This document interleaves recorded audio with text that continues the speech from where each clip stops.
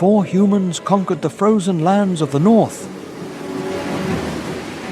Before science understood life in the merciless cold. There already existed a world where every day was a test of survival. Amid snowy forests, icy mountains, and the cold seas of Alaska, creatures must battle snowstorms, hunger, and predators silently lurking in the shadows.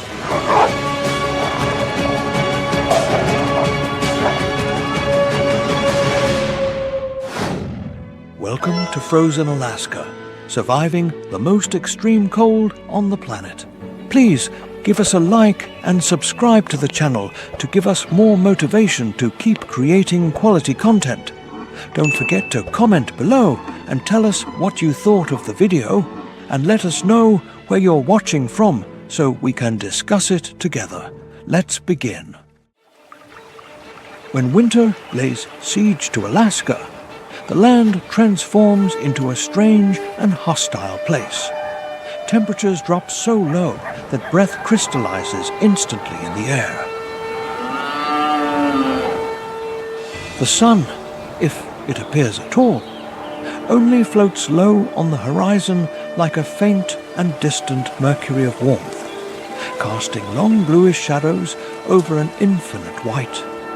This is more than cold. It is a season that tests every living being to its most extreme limits. The snow does not just fall. It attacks with the fury of Arctic winds that can reach hurricane force. It sculpts the landscape into fantastic mounds and creates whiteout blizzard conditions that can disorient even the most experienced wildlife. In this crystallized desert, predators become more desperate, more cunning, and relentless.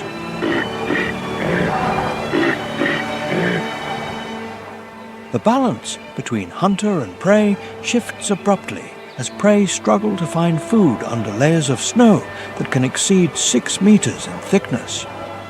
Every calorie burned in the search for sustenance is a gamble against death itself. Here, in this land of extremes, winter is not just a season, but a tireless judge that examines every adaptation, every instinct, and every will to exist.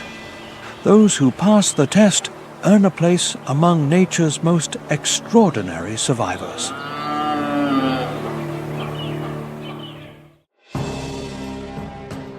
The polar bear emerges from its den like a ghost.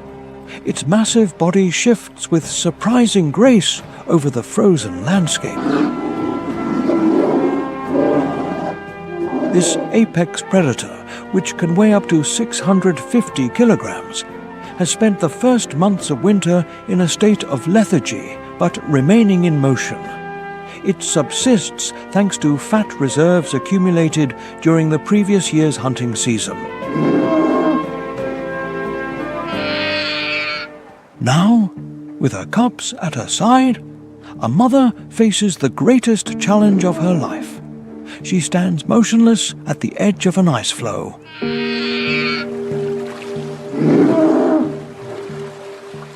Her black nose tracks the air for the scent that is synonymous with life, the seal.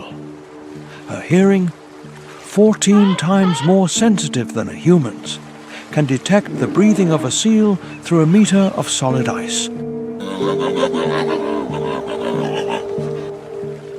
Every fiber of her body is concentrated on this moment, an opportunity that might not repeat itself for days. Beneath the ice, a ringed seal rests in its breathing hole, unaware of the death lurking above.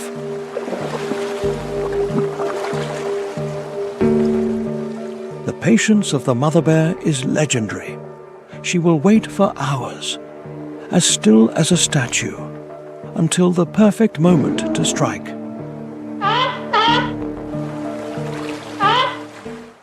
When that instant arrives, Her colossal claws break the ice with the force of a sledgehammer, dragging the prey to the surface in one explosive movement. Her cubs watch and learn, absorbing the lessons that will decide if they live through their first winter.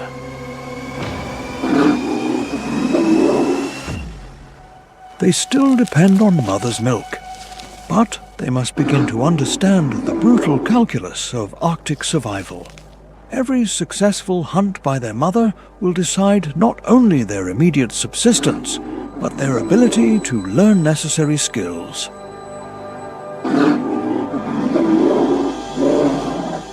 The polar bear's adaptations are near miraculous. Its fur appears white, but is actually transparent, acting as optical fibers that conduct ultraviolet light toward its black underlying skin.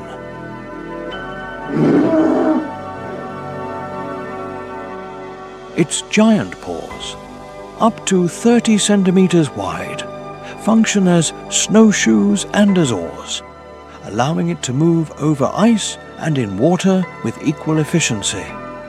The thick layer of accumulated fat insulates it from lethal cold.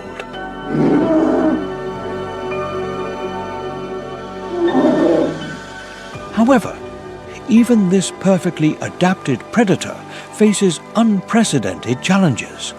The ice on which it depends is increasingly unreliable, forming later and breaking up earlier each year.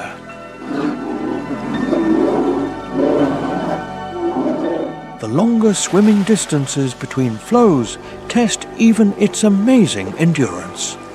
The foundations of its existence tremble beneath its own colossal claws.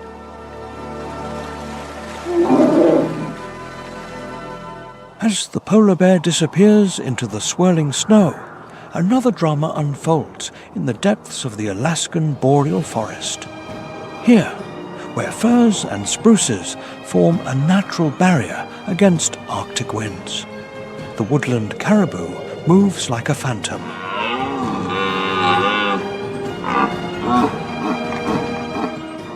This is not the massive migration most associated with caribou.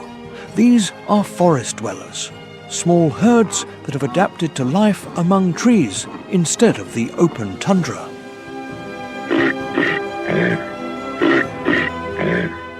Their hooves, wide and concave, act as natural snowshoes, allowing them to walk on layers of snow that would trap other animals.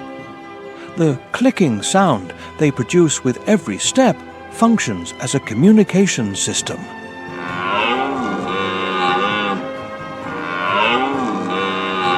It helps herd members maintain contact, even in the worst storms. A male scrapes at the snow with his hooves, searching for lichen and frozen grass that will keep him alive.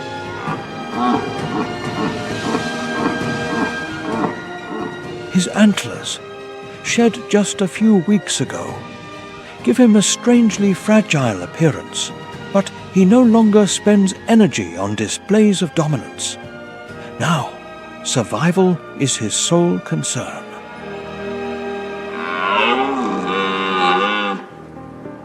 His breath creates great clouds of vapor in the 40-degree below zero air as he moves methodically along his feeding route. Every movement is calculated to conserve energy.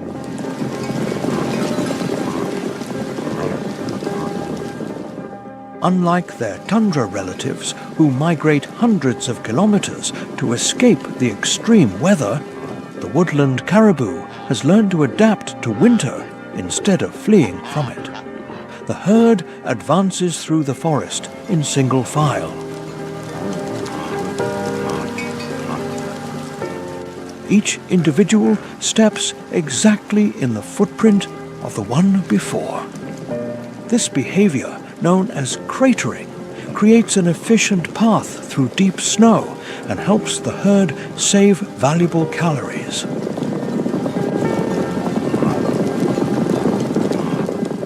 The leader changes frequently, sharing the exhausting task of breaking the trail. Wolves prowl at the limits of their perception. These intelligent predators understand that winter weakens even the strongest caribou.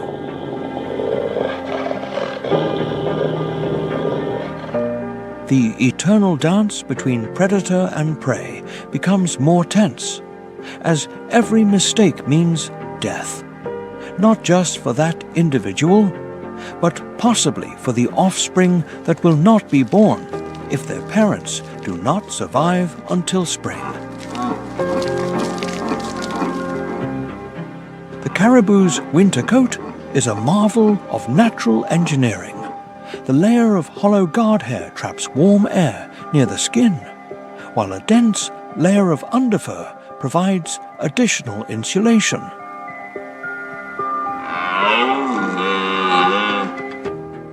Their nostrils are uniquely structured to warm incoming air before it reaches the lungs. Thus, they prevent tissue damage from breathing air so cold it could freeze exposed skin in minutes.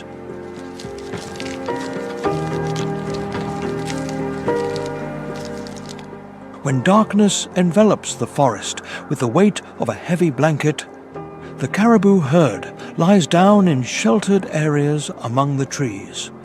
They wake every few hours to feed.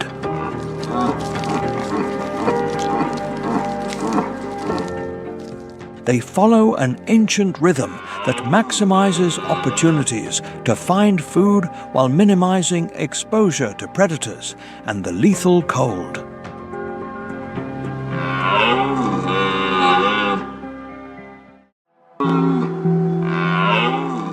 While the herd of woodland caribou moves silently among the snow-covered spruces, there are other eyes watching them from a distance, not from above like the snowy owl.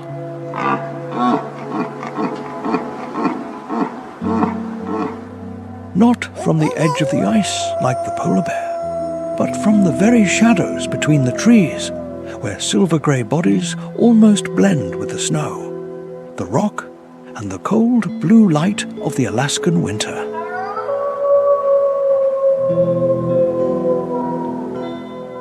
They are the Alaskan grey wolves, the predatory ghosts of the north. They do not need to roar to dominate this land.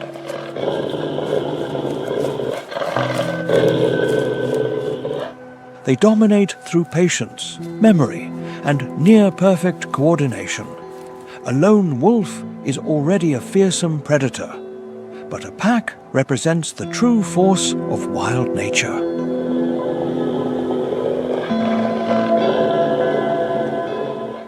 In Alaska, a pack usually has 6 or 7 members, but it can be larger if food is abundant. Each pack is a family, a hunting unit, a survival network bound by howls, scents, and subtle body signals.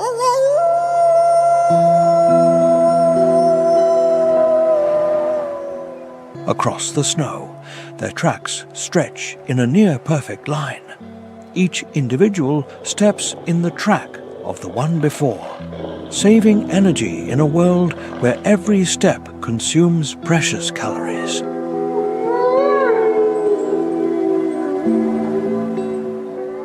They can travel dozens of kilometers in a day, crossing the taiga, frozen valleys, snowy riverbeds, and exposed slopes in search of prey. For them, Alaska is not a vast and infinite land.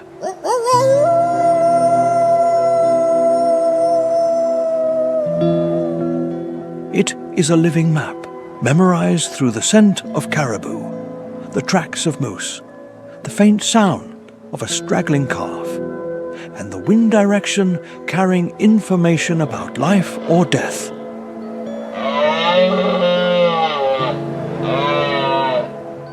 Their target is rarely the strongest. Wolves do not hunt with brute force alone. They hunt through trial and error.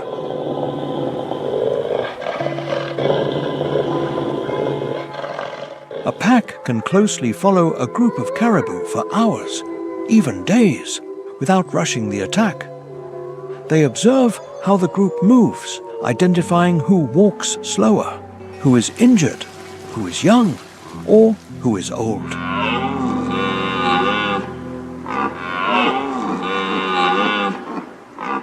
In this unforgiving world, the smallest weakness can become the signal that the predator interprets.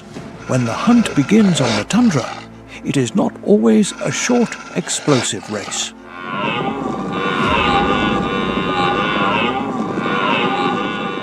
It is a calculated pursuit.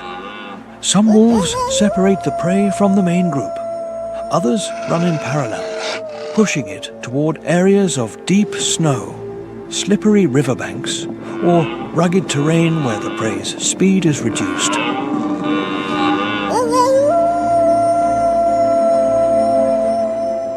If the prey is too strong, the pack may desist, disappearing into the forest as if they had never existed. But if the prey begins to slow down, if its breathing is heavy, if its steps sink deeper into the snow, the circle closes. One wolf strikes from the flank. Another cuts the path ahead. A third presses from behind, forcing the prey to constantly change direction. In that instant, the hunt is no longer a matter of speed, but of exhaustion. In the land where winter can seem eternal, the winner is not always the strongest, but the one who can endure the longest.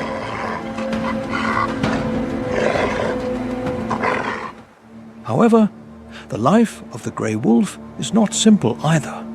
A failed hunt can mean the entire pack loses a vital energy source.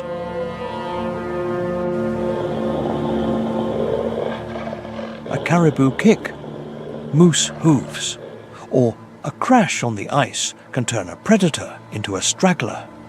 In winter, when food is scarce and temperatures drop to lethal levels, even apex predators live on the fragile border between strength and starvation. There are days when they catch nothing.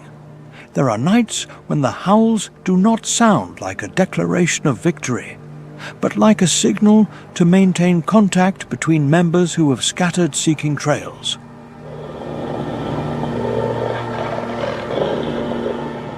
The wolf's howl echoes in frozen valleys, bounces off snowy slopes, and blends with the aurora-filled sky.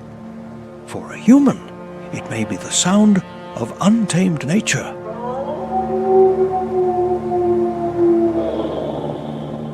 But for the wolf, it is language.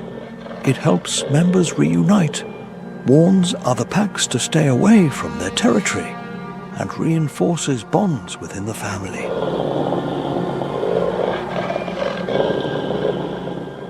The wolf's role in the Alaskan ecosystem goes far beyond the image of a fearsome hunter. It is a force of natural selection.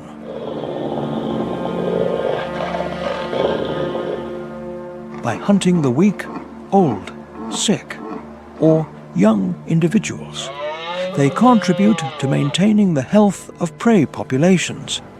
Their presence changes how caribou, moose, and Dall sheep move, feed, and choose their shelters. When a wolf appears in a valley, the prey cannot remain too long in one place. This allows vegetation time to recover, creating space for birds, rodents, and insects to thrive. However, like many other large predators, the Alaskan grey wolf also finds itself in the midst of human controversy. For some communities, they are the symbol of the wild and ecological balance. As deep night falls, the pack disappears once more among the dark trunks. They leave nothing but thin tracks in the snow and a howl that fades into the cold wind.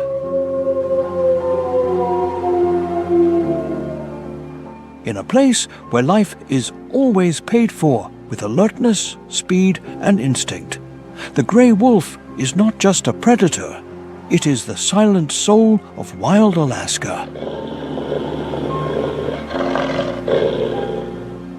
And in the north, where winter can crush any mistake, those grey ghosts continue their path, slowly, with perseverance, and never truly disappearing.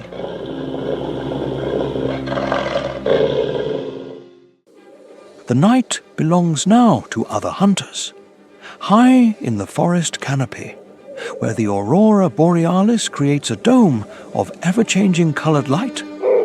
The snowy owl begins its patrol. This magnificent bird, with its sharp golden eyes and a wingspan of nearly 1.5 meters, has moved south from the far Arctic when prey becomes scarce in its usual hunting grounds.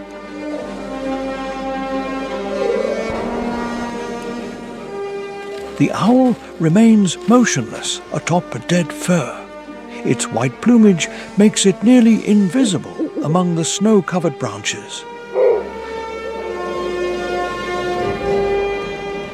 Unlike most owls, which hunt primarily by sound, the snowy owl relies heavily on its exceptional vision.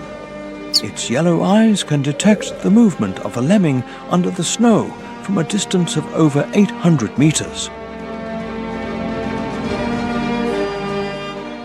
Beneath the layer of snow, an entire ecosystem remains active. Mice, voles, and lemmings move through tunnels in the lower layer of the snow. This hidden world is the owl's hunting ground. Having learned to decipher the subtle signals that reveal the location of its prey, a tiny, almost imperceptible movement catches its attention. The owl's head turns with mechanical precision. Its facial disc concentrates sound waves like a natural radar. It launches from its perch in absolute silence. Its feathers, with a special structure, emit no sound as they cut through the air. Its talons, powerful enough to crush the skull of a hare, pierce through the snow with surgical precision. The hunt ends in a matter of seconds, but locating the prey may have required hours of patient observation. This is the reality of winter predation in Alaska. Long periods of waiting interrupted by moments of explosive action. Success in the snowy owl's hunt directly affects its breeding plans for the following year. In years of abundance, it can lay up to 11 eggs. In years of scarcity, it may not reproduce at all. This remarkable ability to adjust its reproductive output based on available resources is one of the key adaptations that allow its species to thrive in such an unpredictable environment. Its presence here is both a blessing and a warning.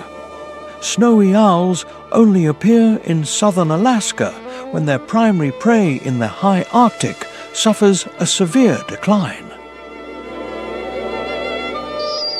Their arrival indicates a disturbance in the far north, but their hunting prowess helps control rodent populations, which might otherwise explode numerically. As the owl returns to its perch with prey in its talons, it integrates into the complex web of relationships that defines winter survival in Alaska. Every successful hunt, every failed attempt, and every adaptation to extreme conditions contributes to the great drama of life that persists in one of the most challenging environments on Earth.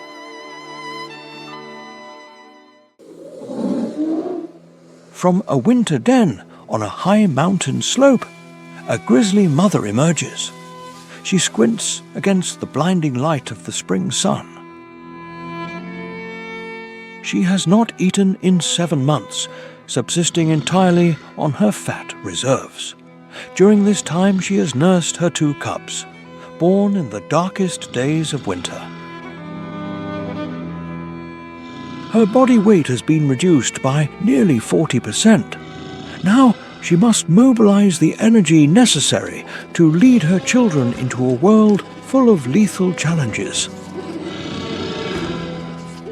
The cubs, born blind and helpless only 4 months ago, now scramble and play around their mother's massive body. Each weighs barely 9 kilograms. These small balls of fur and energy are completely unaware of the dangers surrounding them. Their mother's vigilance will decide if they reach their first birthday.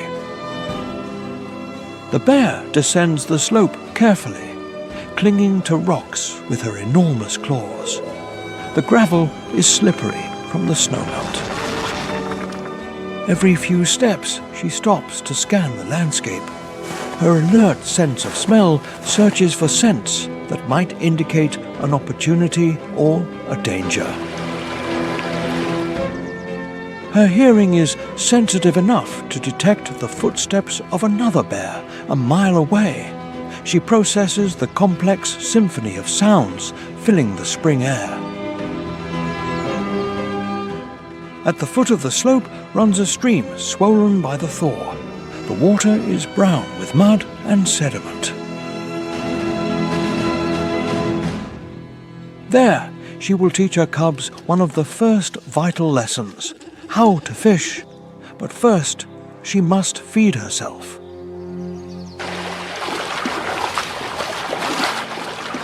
The sedges growing on the banks are the first fresh plant food she has tasted in months. Her digestive system, dormant during the winter, slowly begins to restart. The cubs observe their mother's every move. They instinctively understand that their survival depends on learning from her example. As she shows them how to flip stones to find insects and larvae, they try to imitate her actions with their small paws.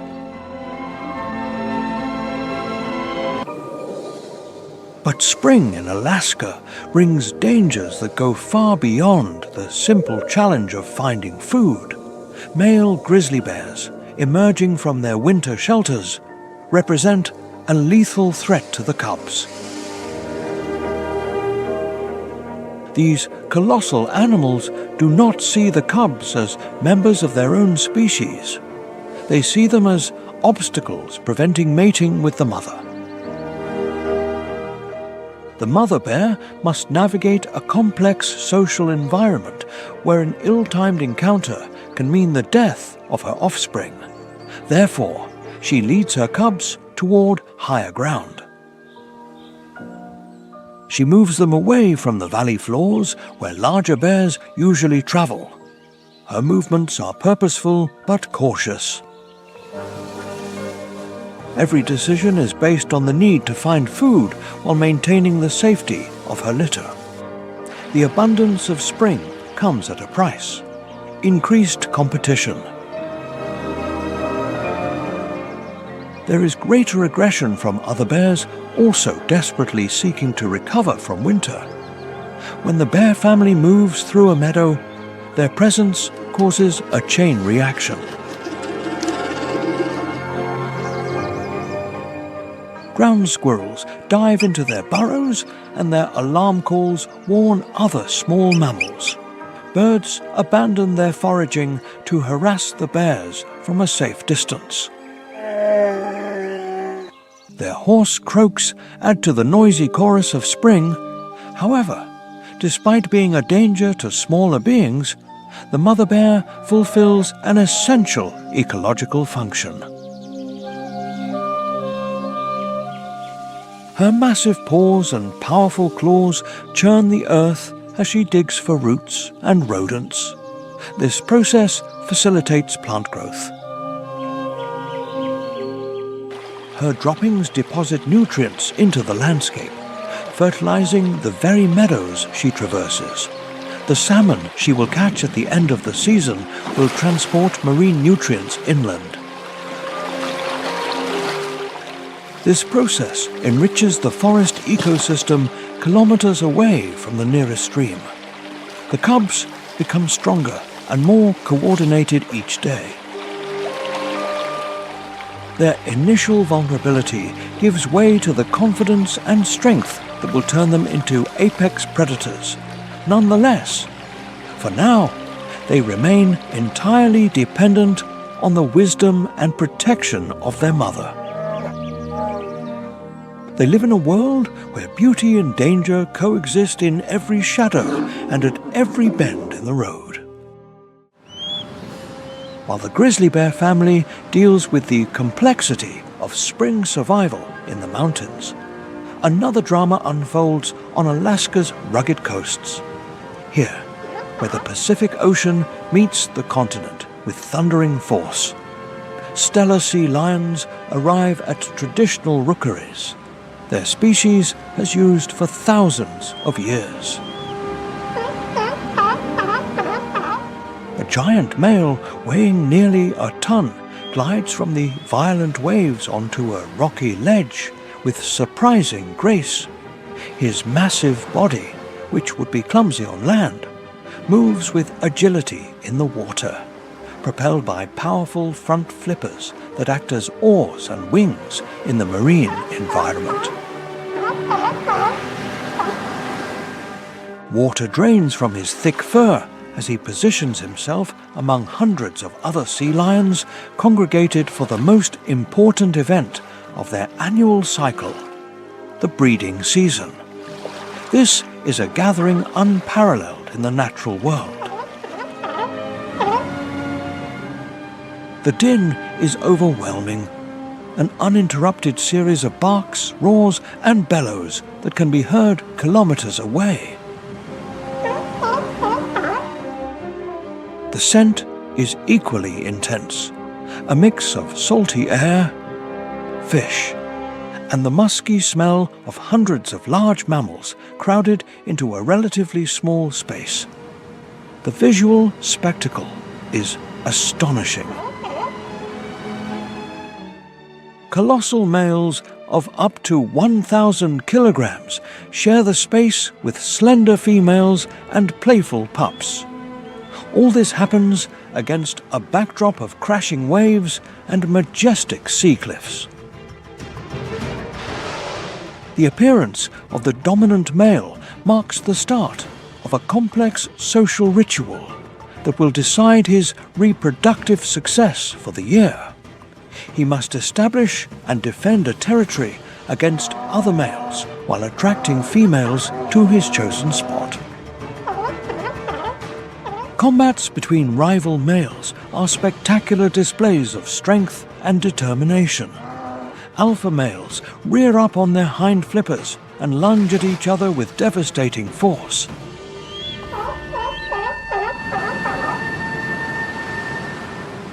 His territory, a block of rock barely 9 square meters, becomes his entire world for the following weeks. He cannot leave to hunt or venture into cool waters, even when the spring sun beats hard against his dark fur.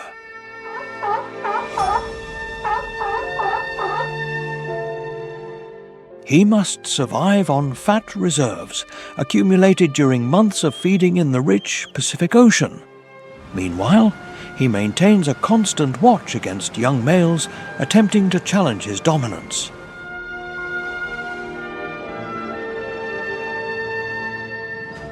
Females arrive in waves, approaching the rocks to give birth to the pups conceived the previous year. Each female represents a potential mating opportunity, but also a responsibility.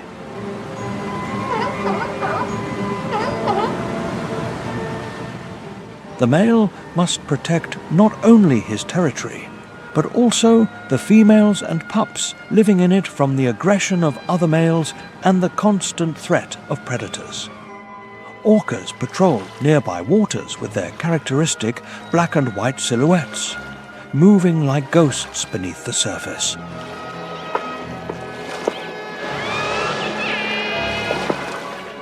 These intelligent predators well understand the predictable patterns in sea lion behavior and plan their attacks to coincide with moments of greatest vulnerability. The transition from water to land, or vice versa, creates opportunities that orcas have learned to exploit with lethal efficacy.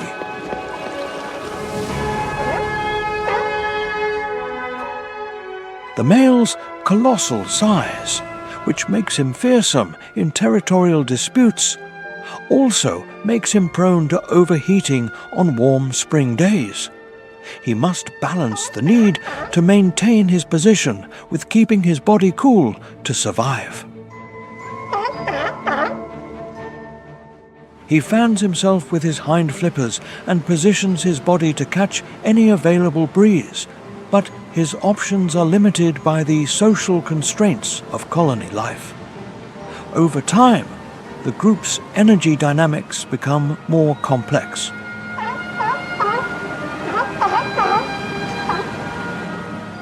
Successful males can attract harems of 20 females or more, while less dominant ones are forced to retreat to the fringes or even the water, where they're more vulnerable to predation.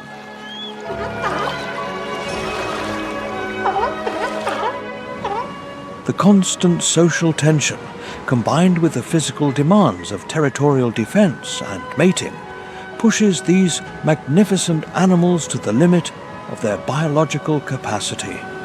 Yet, despite its apparent chaos, the colony functions under ancient rules evolved over millions of years.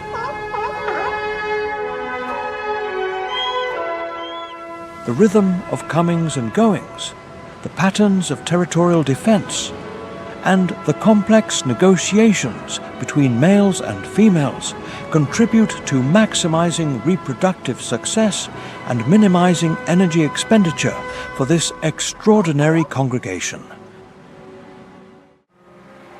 Meanwhile, high above the rookeries where sea lions gather, the mountains and valleys of the Alaskan interior offer their own spring spectacle.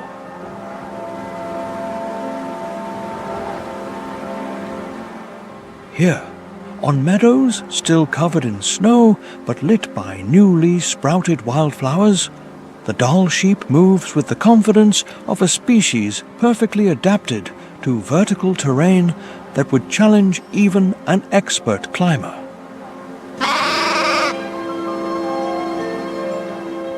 The ram, with his enormous curved horns identifying him as an adult male, traverses a cliff that drops to a valley hundreds of meters below.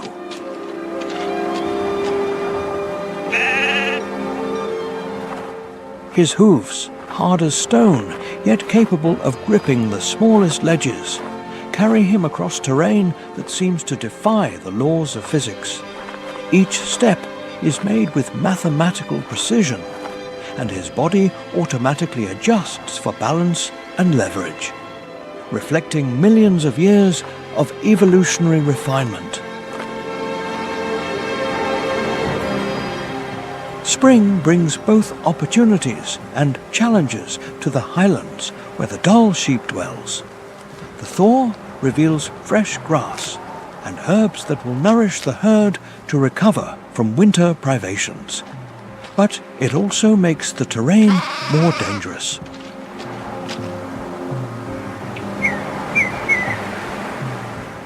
Rockfalls caused by freeze-thaw cycles create risks that even these sure-footed animals must navigate carefully.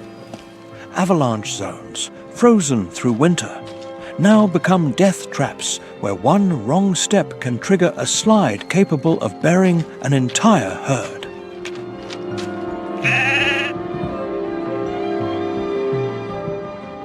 The ram joins a group of bachelor males. animals that have spent the winter in a loose relationship, sharing the benefits of group vigilance and avoiding energy expenditure on territorial competition. Their relationship is complex, based on a hierarchy established through ritual combat during the previous autumn's rut.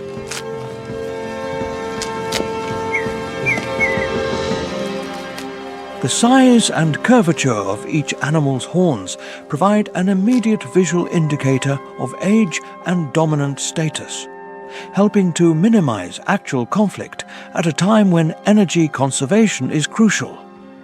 These extraordinary horns, which can weigh up to 13 kilograms on an adult ram, are not just status symbols, but essential survival tools.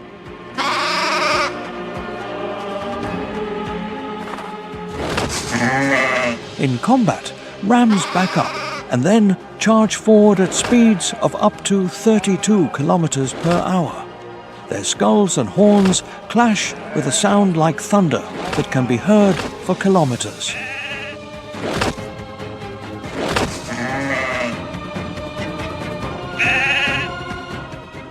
The force of these impacts would be fatal for most animals. But the Dall sheep has developed specially thickened skulls and shock-absorbing structures that allow them to survive collisions, generating force equivalent to a small car.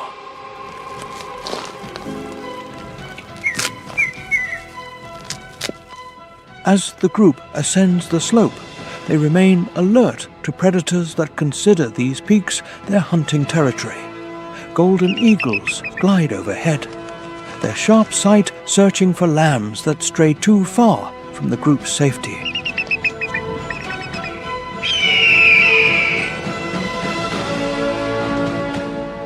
Wolves, though they primarily live in the valleys, sometimes venture into the sheep's habitat, using their intelligence and pack coordination to attempt what lone predators cannot, pushing the sheep off the cliffs that are their final refuge.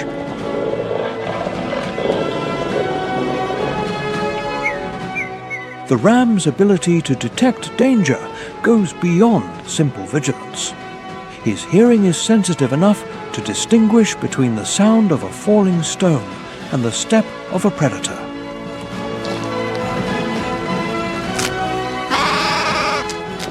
His sense of smell can detect the presence of a wolf more than a kilometer away when conditions are favorable. And most importantly, his vision is among the sharpest in the animal kingdom, capable of detecting movement at distances imperceptible to a human observer.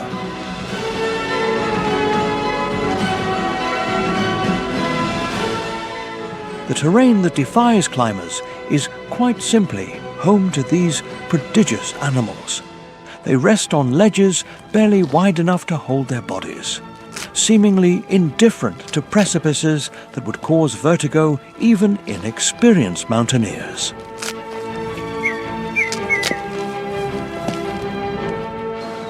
They leap across crevices that appear impassable. Their powerful legs propel them through space with a grace that makes such feats look effortless.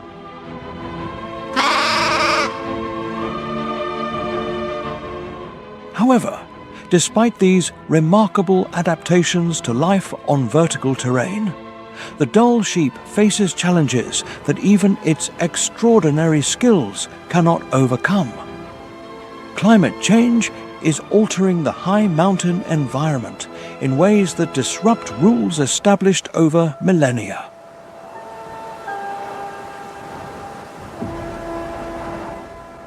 Early snowmelt changes the growth rhythm of vegetation, which can cause a mismatch between the timing of peak nutritional availability and the period when sheep need the highest quality food. Warmer temperatures allow vegetation to grow at higher altitudes.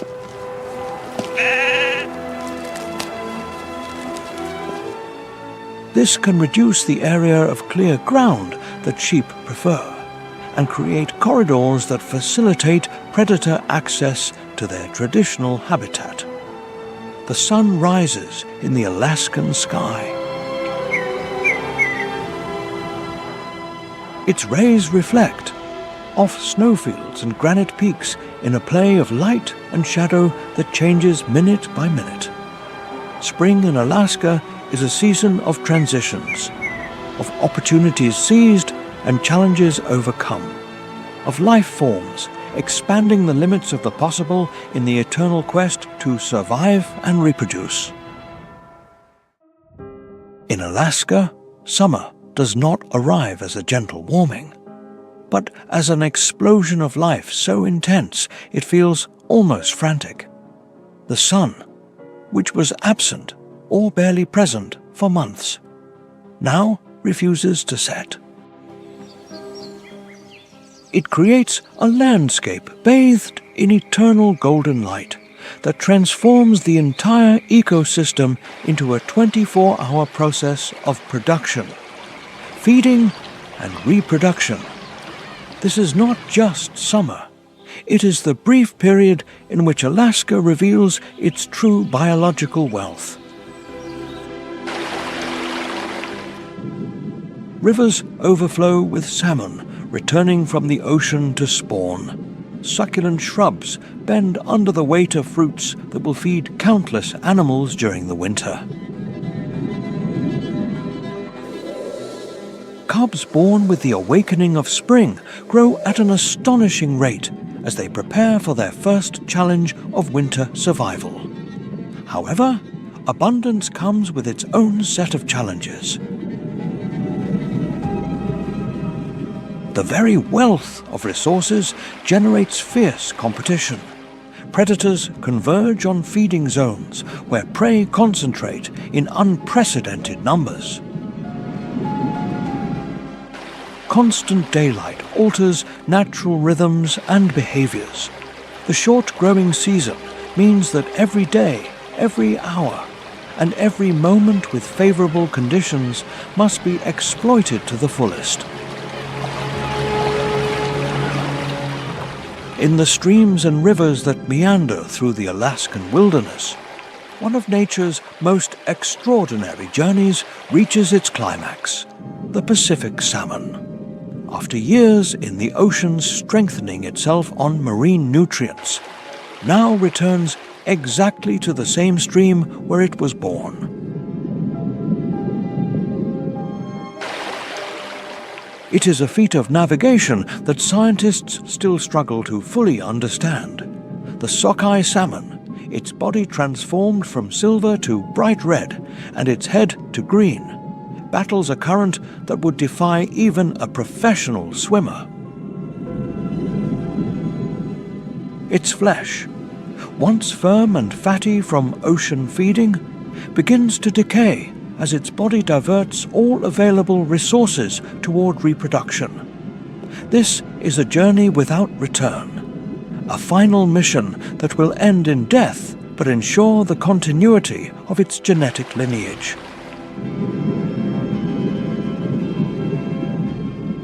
Every obstacle in the stream becomes a monumental challenge. The waterfalls the salmon must jump seem insurmountable, but the fish launches itself time and again. Its powerful tail propels it through the air, defying gravity. Many attempts fail, and the exhausted fish falls back into the current. But perseverance usually wins when brute force is not enough. The salmon's body undergoes drastic changes during this upstream journey. Its digestive system stops functioning completely.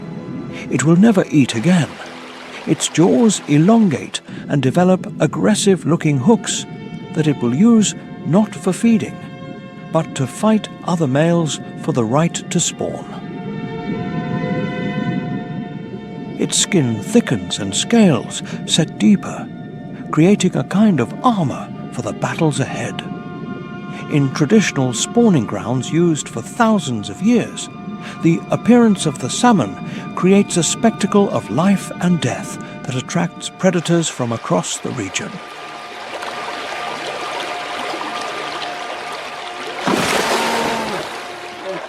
grizzly bears wade into the streams, snatching fish out of the water with their colossal claws. Bald eagles perch in nearby trees, diving to capture salmon in shallow waters, or feeding on carcasses lying on the banks. The female, heavy with eggs, uses her tail to excavate a nest in the gravel bed of the stream. This nest, built carefully in areas with optimal flow and oxygen levels for embryonic development, represents the pinnacle of her life.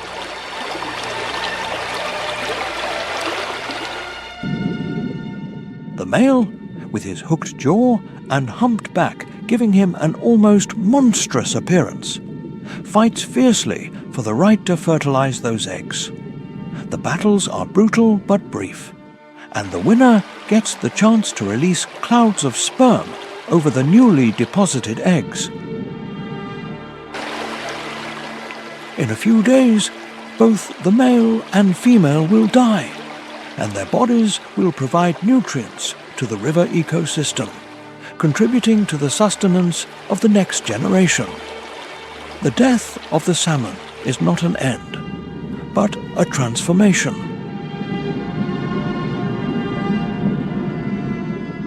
Its remains, rich in marine nutrients, will be dragged into the forest by bears and other scavengers, transporting nitrogen and phosphorus from the ocean into the heart of the land.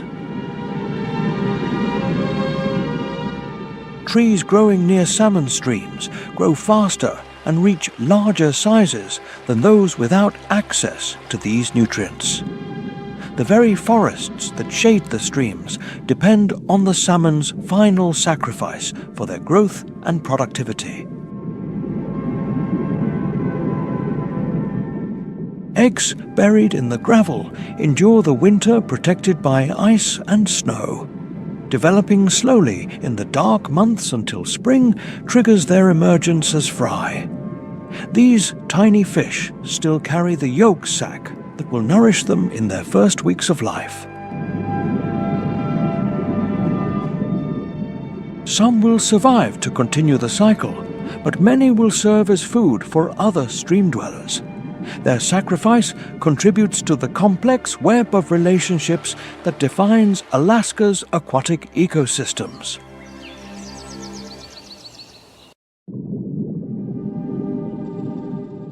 While salmon capture the attention of predators in the rivers, coastal waters offer their own summer spectacle. Here, where the Gulf of Alaska meets the North Pacific, humpback whales arrive after a journey of over 5,000 kilometers. They depart from tropical breeding grounds where they've spent months without rest or food. The whale, 13 meters long and weighing nearly 40 tons, moves through the water with a grace that seems to defy the laws of physics.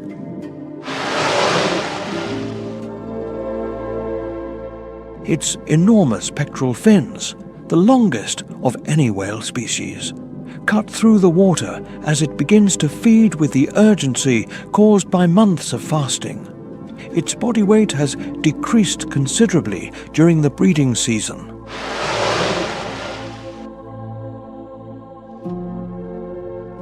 Now it must make up for lost time in the short Alaskan summer, when food is abundant. The humpback whale's feeding technique is one of nature's most spectacular hunting strategies.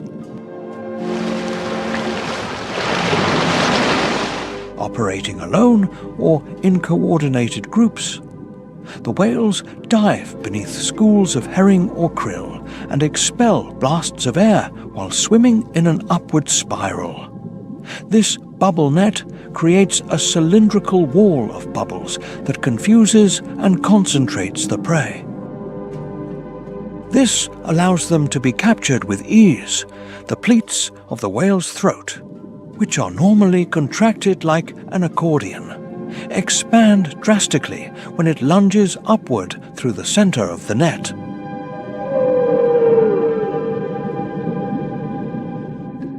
with its mouth wide open, thousands of liters of water and an infinity of small fish flood its oral cavity, which then closes. Meanwhile, the whale uses its gigantic tongue to expel the water through the baleen plates.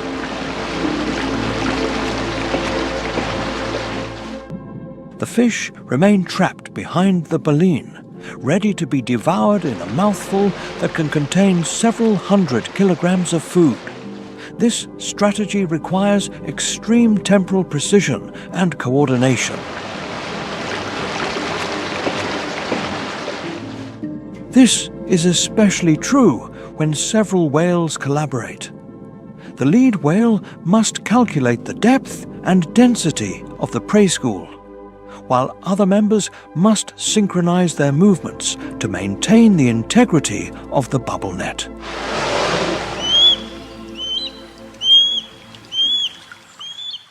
The entire process, from the initial dive to the final lunge at the surface, can take only a few minutes, but it requires planning and execution that demonstrate exceptional intelligence and communication skills. The presence of whales in Alaskan waters has impacts that go beyond their own feeding success. Their colossal body serves as a platform for many smaller marine organisms, including barnacles that attach to their skin and feed on plankton. It consists of those complex sounds that can be heard for kilometers underwater. These songs, unique in each population and changing annually, serve functions that scientists are still trying to fully understand. They can be territorial signals, mating displays, or sophisticated forms of social communication that transmit information about food sources or dangers.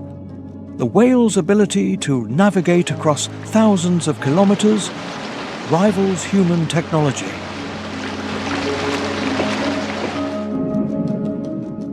By combining magnetic field perception and astronomical orientation, the humpback returns to the same feeding ground year after year, sometimes just a few hundred meters from previous season's locations.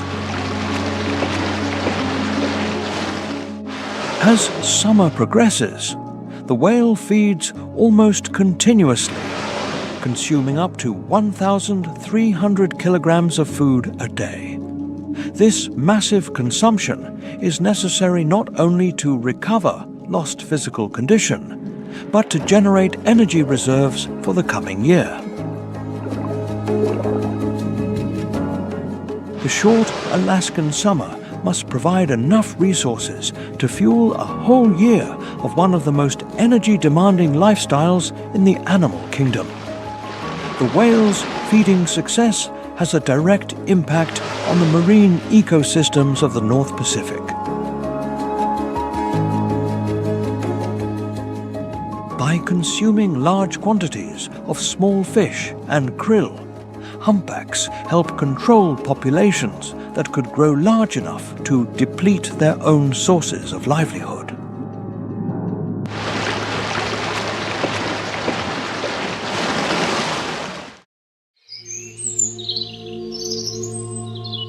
Autumn arrives in Alaska like a master painter working with a palette of fire.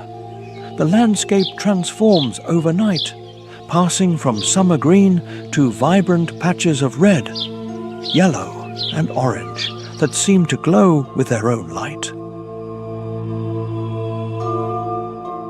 But this beauty carries a message of urgency. Winter is approaching, and every creature that wishes to survive must prepare for the coming test.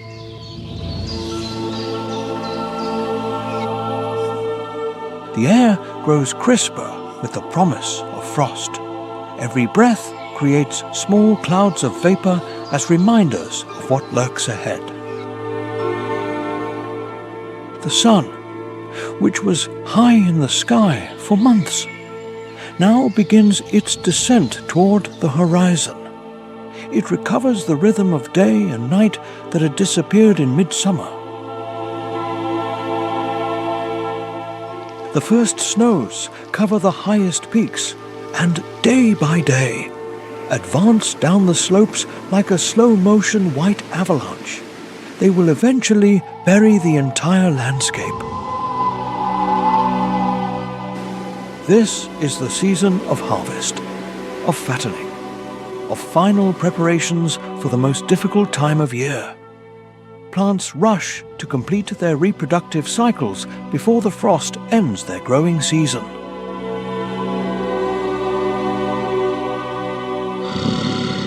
Animals enter a feeding frenzy that will decide if they possess enough energy reserves to survive the months ahead. This urgency is felt in the air, a sense that time is running out and every opportunity must be taken. However, autumn is also a season of spectacular abundance. Succulent shrubs bend under the weight of fruit clusters that represent concentrated energy sources.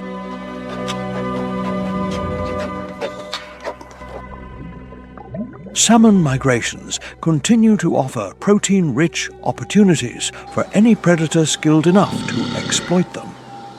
The last heat of the year activates behaviors and migrations that create some of nature's most extraordinary spectacles.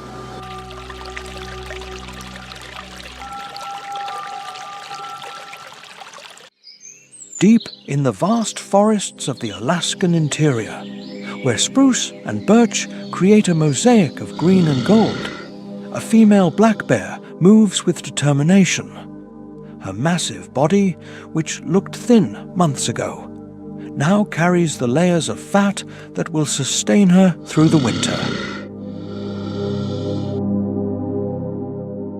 But her preparation is far from complete.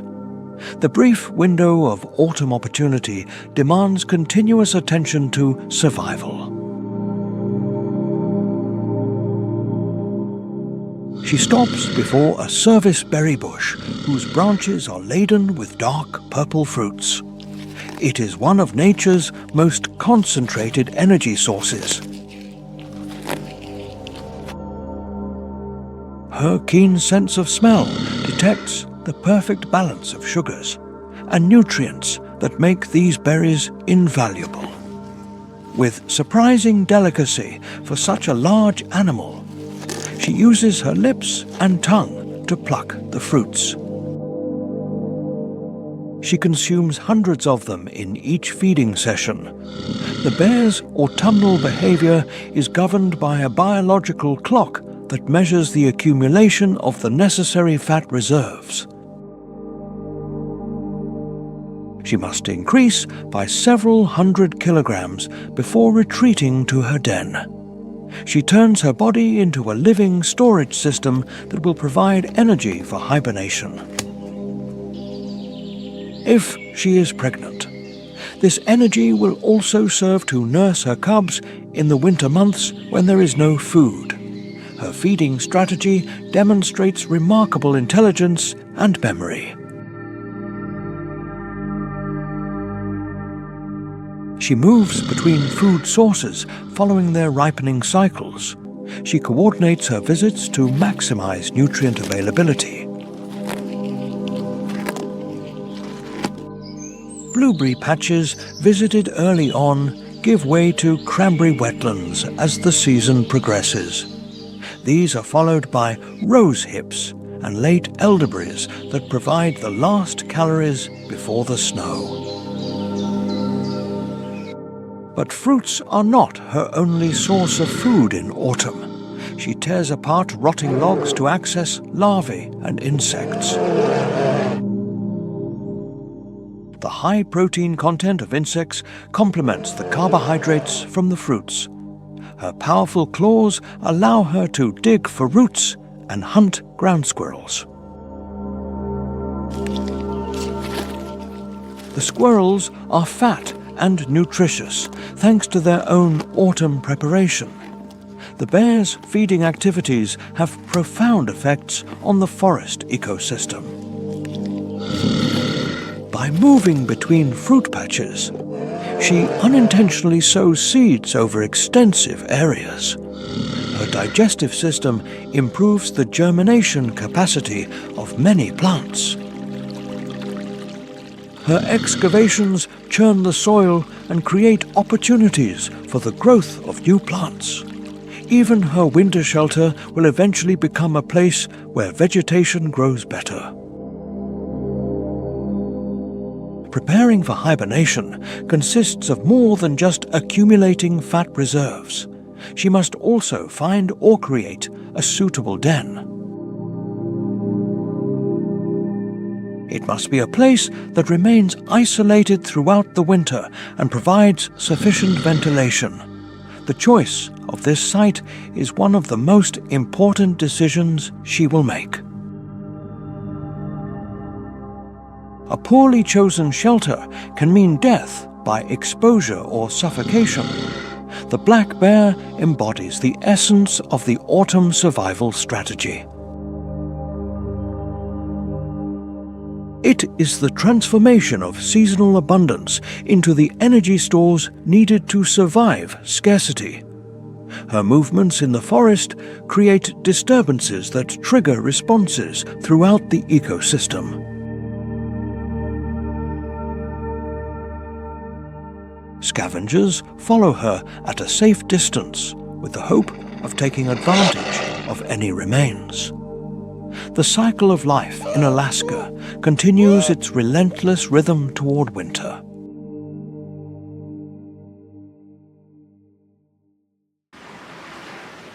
While the black bear concentrates on terrestrial resources, coastal waters offer their own autumn spectacle. Here, where the mixing of currents creates rich marine environments, orcas move through waters teeming with prey. The pod of orcas is composed of a leader who's the oldest female and her multi-generational family. It exhibits hunting strategies transmitted from generation to generation and perfected over decades. These apex predators represent one of the most intelligent and adaptable hunting forces in the ocean. The matriarch, over 60 years old, guides her family through waters where salmon migrations create unique opportunities. Their echolocation capability is more sophisticated than any man-made sonar system. It allows them to locate schools of fish kilometers away and track their movements with near supernatural precision. The pod's hunting strategy reflects both individual skill and group coordination. Different family members perform specific roles to corral prey into compact groups. Orcas communicate continuously during the hunt using a complex vocabulary of clicks, whistles, and calls. They coordinate their movements with absolute precision. One technique used by this group is cooperative wave washing. Several orcas work together to create waves that sweep seals or sea lions off ice floes. This behavior requires temporal precision and coordination. It also demands an understanding of physics that allows them to predict how their movements will affect water dynamics. Returning salmon provide high-energy food. They help whales accumulate fat reserves for the scarcer winter months. However, orcas are opportunistic hunters, and their intelligence allows them to take advantage of any available prey. They can hunt seals, sea lions, small dolphins, or even other whale species. They adjust their strategy to the specific challenges posed by each type of prey. The pod's social structure brings advantages beyond cooperative hunting. Elder females act as repositories of ecological knowledge. They can make the difference between life and death for younger members. They remember where and when food is likely to be found. They know how to navigate dangerous areas and how to react to unusual environmental conditions. The orca's brain is the foundation for cognitive abilities such as self-awareness and problem-solving. Each pod develops its own family dialect. These unique sounds help maintain group cohesion even when individuals are separated. Autumn preparation also extends to the highest peaks of Alaska. There, the mountain goat moves across vertical and dangerous terrain. Over the cliffs, these animals show extraordinary adaptations for life in the vertical world. The mountain goat possesses a radiant white coat that has already begun to thicken. It moves across the crag with movements so precise they seem to defy gravity. Its hooves are specially structured to adhere to the smallest ledges. They provide a grip that no other large mammal possesses. Each step is performed with mathematical precision. The animal's body automatically calculates angles, forces, and balance points. Autumn brings unique challenges to the highlands. The first snows can arrive suddenly, covering footholds with layers of slippery ice. Sudden temperature changes can trigger rockfalls that threaten these climbers. The same extreme conditions also bring nutritional opportunities. The mountain goat's autumn feeding focuses on energy-rich plants. Alpine grasses now provide optimal nutrition levels to survive the winter.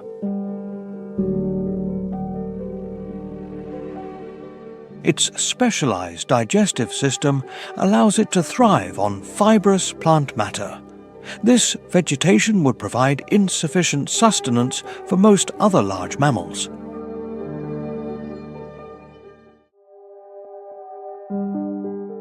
From the oceanic abysses where orcas hunt to the highest peaks, where the mountain goat defies gravity, every corner harbors life forms that transform seasonal abundance into energy reserves. For thousands of years, Alaska's wildlife existed under natural laws of abundance and scarcity. Indigenous peoples lived as part of these cycles, taking what they needed and understanding their role in the ecosystem. Their impact remained within the limits of natural sustainability. The arrival of European and American settlers in the 18th and 19th centuries marked a fundamental change. What followed was not integration, but exploitation on a scale the ecosystem had never experienced. Commercial hunting and fishing activities extracted resources with an intensity that quickly surpassed natural systems. The discovery of gold in Alaska triggered a new wave of environmental disruption. Mining activities contaminated streams and rivers with mercury and other toxic substances that persist to this day. Placer mining left scars on the landscape that are still visible from space more than a century later. Modern industrial development has brought challenges that far exceed the impacts of previous exploitation. Climate change is altering environmental conditions to which fauna has adapted for millions of years. The warming that has occurred in Alaska over the last 50 years is double the global average.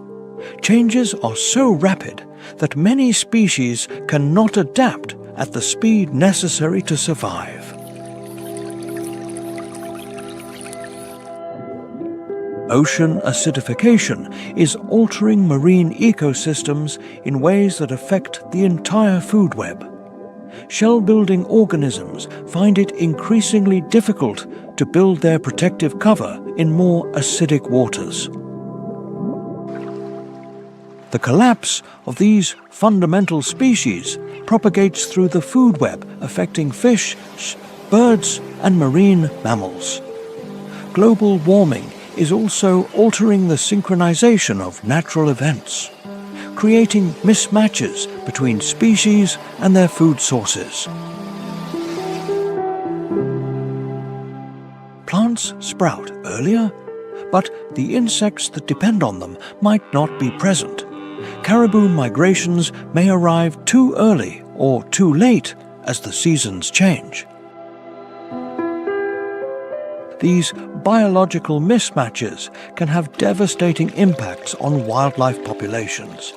They have evolved depending on a precise schedule for their survival and reproduction.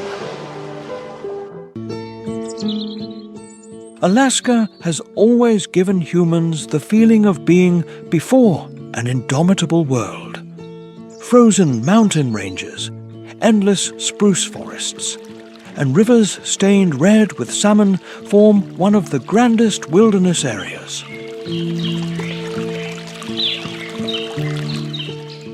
But even this land that seemed eternal is changing. Alaska and the entire Arctic are warming faster than most other regions on Earth.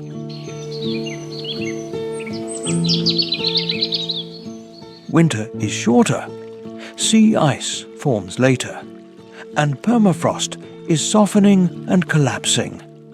In 2025, winter sea ice in the Arctic recorded one of its lowest maximums in 47 years of observation.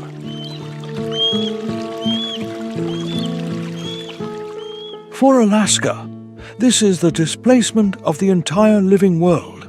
With the retreat of sea ice, polar bears must swim further to hunt seals. When snow melts earlier, caribou can lose sync with the season of nutritious sprouts. Warming affects the tiny organisms at the base of the food chain, dragging the entire ecosystem along.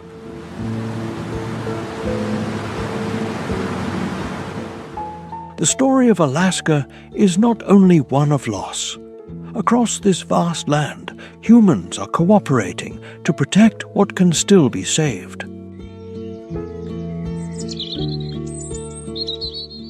Scientists monitor ice, salmon, and the ocean. Indigenous communities share traditional knowledge accumulated over thousands of years of coexisting with nature. Park rangers and conservation organizations seek ways to help Alaska adapt to a changing future. One of the pillars of conservation is the Anilka Act of 1980.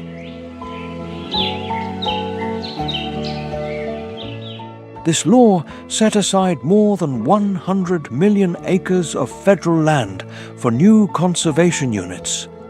Thanks to this, grizzly bears still have salmon rivers, and grey wolves retain tundras to hunt.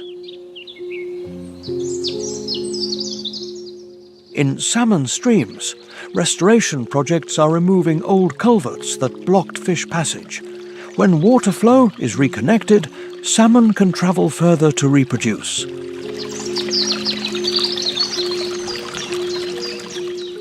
When salmon return, it is not just one species of fish being saved.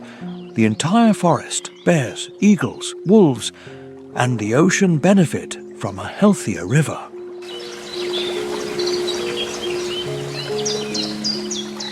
In Alaska, salmon is the current of energy that links the sea with the land. Dying after spawning, their bodies nourish the soil, and the soil feeds the trees.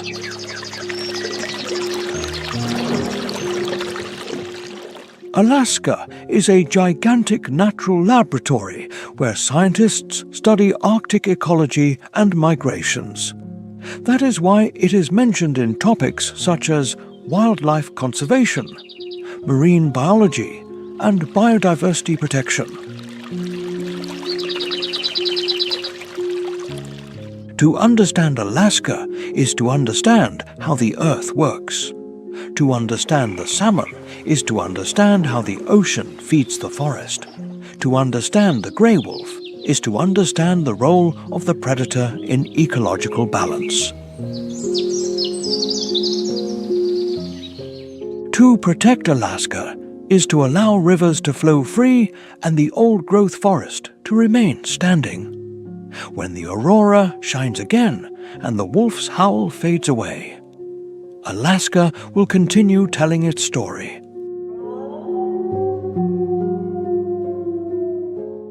If you love the wild beauty of Alaska, start with small actions like reducing waste and respecting natural habitats. If you have enjoyed this journey, don't forget to like, subscribe to the channel, and activate notifications.